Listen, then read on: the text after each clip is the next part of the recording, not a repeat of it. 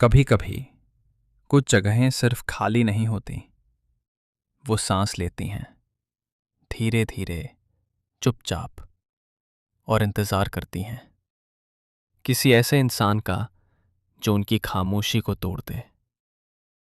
कहते हैं हर दीवार के पीछे एक कहानी छुपी होती है, लेकिन कुछ कहानियां ऐसी होती हैं जो खत्म नहीं होती। ये कहानी है एक ऐसे होटल की जो बाहर से बिल्कुल आम दिखता है, लेकिन अंदर हर कमरा कुछ छुपा रहा है। और उनमें से एक कमरा, कमरा नंबर 27, जहां जो भी गया वो कभी वापस नहीं आया। अर्जुन एक ट्रैवल व्लॉगर जिसे अजीब जगहों पर जाना और रहस्यमयी चीज़ों को एक्सप्लोर करना पसंद था। उसके चैनल पर लाखों फॉलोअर्स थे और हर बार वो कुछ नया, कुछ अलग ढूंढता था। एक दिन उसे एक पुराने होटल के बारे में पता चला। नाम था शांति निवास, लेकिन नाम के उल्टा उस जगह में शांति कम और सन्नाटा ज्यादा था। होटल शहर से थोड़ा दूर था। आसपास कोई आवाज नहीं, न गाड़ियों की, न लोगों की।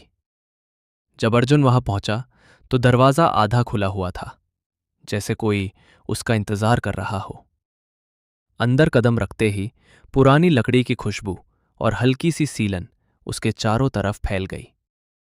रिसेप्शन पर एक बूढ़ा आदमी बैठा था, बिल्कुल शांत, जैसे वो पहले से जानता हो कि अर्जुन आने वाला है। अर्जुन ने मुस्कुराते हुए कहा, एक कमरा चाहिए आज की रात के लिए। बूढ़े आदमी ने धीरे से सिर उठाया और उसकी आंखें सीधे अर्जुन की आंखों में टेक गईं।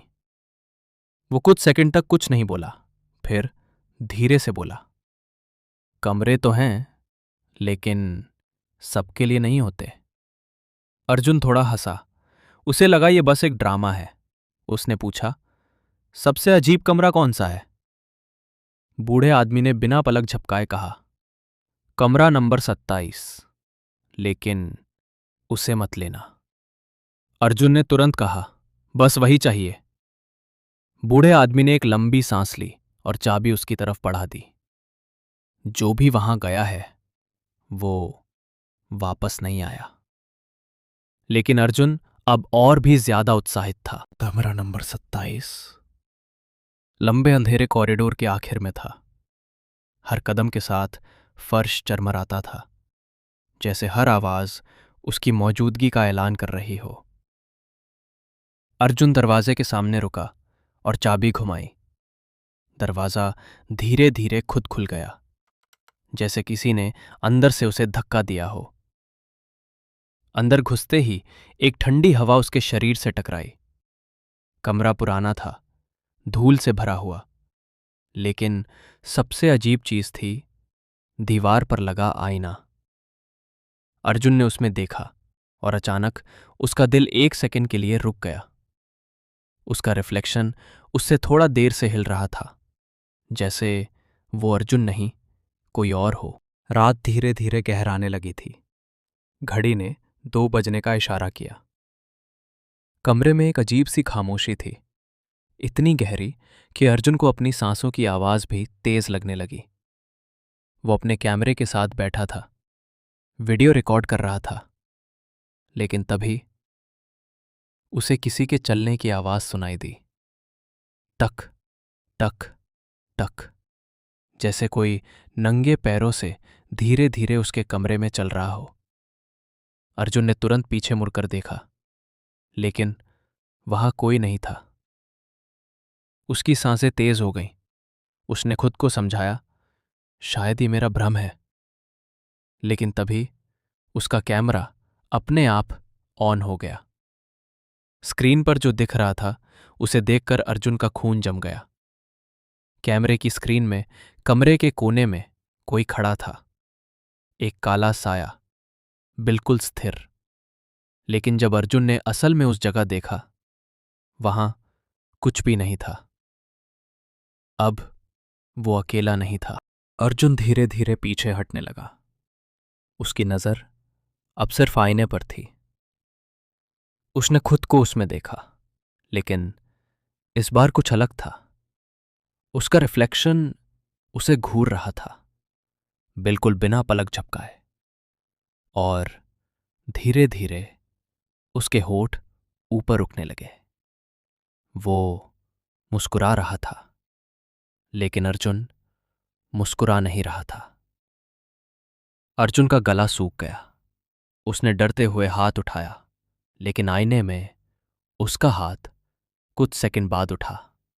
और फिर आईने में खड़ा अर्जुन धीरे धीरे आगे बढ़ने लगा, जैसे वो आईने के अंदर नहीं बल्कि बाहर आने वाला हो।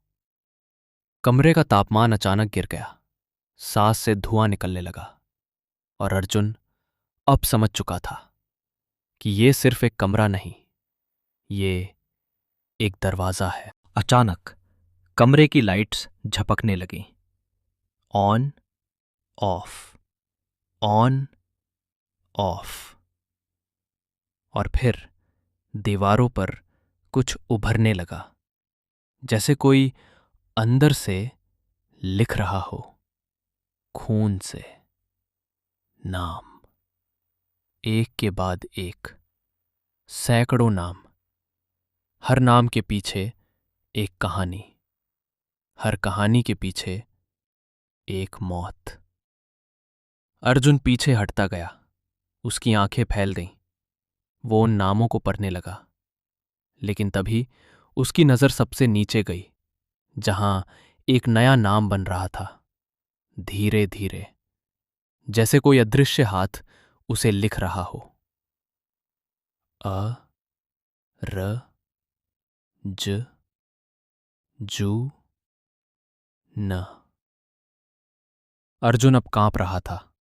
उसने दरवाजे की तरफ दौड़ लगाई, लेकिन दरवाजा बंद था, और इस बार वो बाहर से नहीं, अंदर से लॉक था। अर्जुन ने पूरी ताकत से दरवाजा खींचा, धक्का दिया, लेकिन कोई फायदा नहीं। खिड़की की तरफ भागा, वो भी अपने आप बंद हो चुकी थी। अब कमरे में सिर्फ एक ही रास्ता बचा था, आईना। और तभी आईने में खड़ा वो दूसरा अर्जुन अब पूरी तरह साफ दिख रहा था। उसकी आंखें पूरी काली थीं, चेहरा अजीब सा टेढ़ा, और मुस्कान मानव जैसी नहीं। वो धीरे धीरे आईने से बाहर आया, जैसे पानी से कोई निकलता है। और अब वो अर्जुन के सामने खड़ा था, दोनों आमने सामने, एक असली, एक कुछ और फिर अचानक लाइट चली गई, और कमरे में सिर्फ एक आवाज गूंजी, अर्जुन की चीख।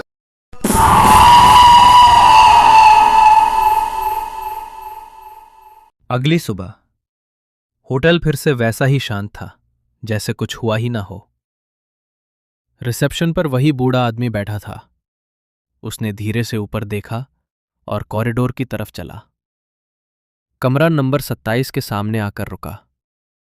कुछ सेकंड तक बस खामोशी। फिर उसने दरवाजा खोला। अंदर कोई नहीं था। सब कुछ वैसा ही जैसे पहले था, लेकिन दीवार पर एक नया नाम जुड़ चुका था, अर्जुन। और आईने में अब एक नया चेहरा दिख रहा था, अर्जुन। लेकिन इस बार वो अंदर था और बाहर की तरफ मुस्कुरा रहा था, जैसे अगले शिकार का इंतजार कर रहा हो। अगर आपको ये कहानी सिर्फ एक कहानी लगी, तो अगली बार किसी पुराने होटल में जाते वक्त कमरे का नंबर जरूर देखना, कहीं वो 27 तो नहीं। अगर वीडियो पसंद आया हो तो लाइक, शेयर और सब्सक्राइब जरूर करें। और याद रखें, हर आईना सिर्फ आपका चेहरा नहीं दिखाता।